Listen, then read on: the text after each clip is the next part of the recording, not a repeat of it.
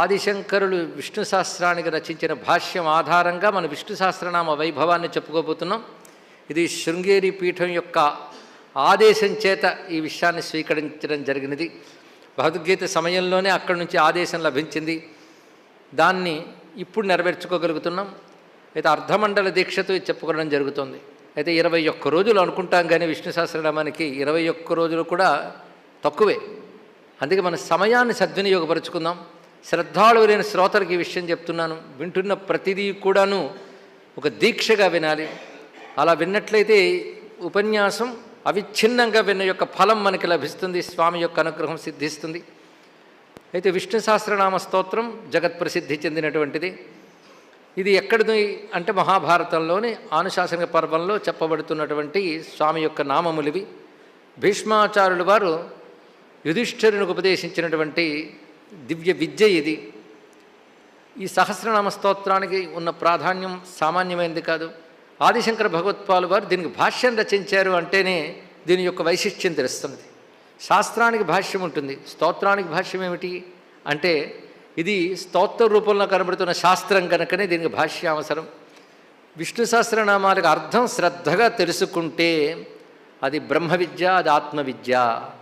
అర్థస్పృహతో మనం తెలుసుకోగలిగితే భగవద్గీత దేన్ని ప్రతిపాదన చేస్తున్నదో విష్ణు సహస్రం కూడా దాన్నే మనకు తెలియజేస్తున్నది. ఇది గుర్తుపెట్టుకోవాలి. భగవద్గీత బ్రహ్మజ్ఞానం కలిగించడం కోసం వచ్చినది. అదే దీనికి కూడా ఉన్నటువంటి ప్రయోజనం. అందుకే భగవద్గీత ఎటువంటి వేదాంత శాస్త్రమో విష్ణు సహస్రనామ స్తోత్రం కూడా అటువంటిది గనకనే గీతతో సమానమైన ప్రతిపత్తి దీనికి పెద్దలు ఇచ్చారు. మహాభారతంలో భగవద్గీత, విష్ణు సహస్రనామ స్తోత్రం, అదేవిధంగా శాంతనుశాసన పర్వాల్లో వచ్చే అనుస్మృతి, భీష్మస్తవరాజం, ఈ 4ంటిని గీతలతో సమానమని చెప్తారు. ఇక భాగవతంలో గజేంద్ర మోక్షం, ఆ గజేంద్ర మోక్షంలో గజేంద్రుడు చేసిన స్తోత్ర వైశిష్ట్యం కూడాను బ్రహ్మ విద్యను ప్రతిపాదిస్తుంది. 5ంటిని కలిపి పంచగీతలు, పంచరత్న గీతలు అని కూడా ప్రసిద్ధిగా చెప్పడం జరుగుతుంది. ఎందుకు 5ంటికి గీత చెప్పారు? ఆ మాటకు వస్తే గజేంద్ర మోక్షము స్తోత్రమే, విష్ణు సహస్రనామాలు అయితే కేవలం నామాలే. కానీ భగవద్గీతతో సమానం చేస్తూ పంచరత్న గీతల్లో ఒకటిగా పెద్దలు మనకు పారాయణ క్రమంలో చెప్పారు అంటే అర్థం ఇది మామూలుగా పఠిస్తే స్తోత్రం, అర్థస్పృహతో చేసినట్లయితే ఇది శాస్త్రం అవుతుంది. శ్రవణం చేసిన తర్వాత 2వ కృత్యం ఉందిగా మననం మనం చేస్తూ ఉంటే విష్ణు సహస్రనామములు మనకి ముక్తిహేతువులుగా ప్రకాశిస్తూ ఉంటాయి. అయితే ఇవి నామములు గనక నామాలకి ఉచ్చారణ చేతనే శ్రవణం చేతనే కొంత మహిమ ఉంటుంది సహజంగా. దాని గురించి శంకరులు అద్భుతమైన భాష్యం రచించారు.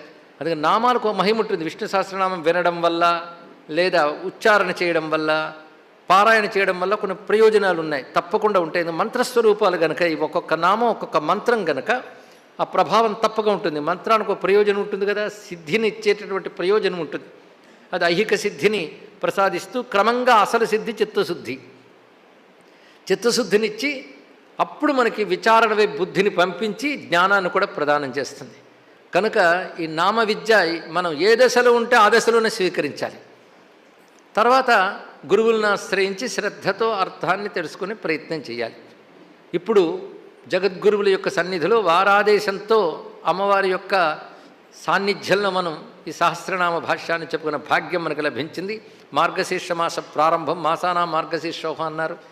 ఇవాళ ప్రారంభం నుంచి మనం 21 రోజులు 21 దివసములు అంటే అర్ధమండల దీక్షతో వింటూ ఉన్నాం.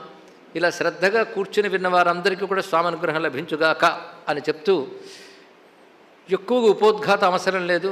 ఎందుకంటే మహాభారతంలో శాంతి అనుశాసనిక పర్వములు అనేటటువంటివి మొత్తం యుద్ధానంతరం పట్టాభిషిక్తుడైనటువంటి యుధిష్ఠిరుడు అనగా ధర్మరాజు ఆయన మనోవేదన పోగొట్టడానికి కృష్ణ పరమాత్మ భీష్మ పితామహుని వద్దకు తీసుకువెళ్ళాడు. శరతల్పగతుడు అంటే అంపశయ్యపై ఉన్నటువంటి భీష్మ పితామహుని కృష్ణుడు ఆదేశించాడు, ఇతడికి నువ్వు ధర్మజ్ఞానములు అందించాలి అని.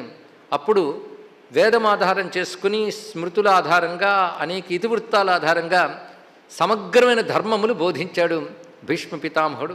యుధిష్ఠిరుడు ప్రశ్నలు వేస్తూ ఉండగా కూడాను వాటికి మళ్ళీ సమాధానం చెప్తూ సంపూర్ణ సనాతన ధర్మం అందించాడు భీష్మాచార్యులు వారు.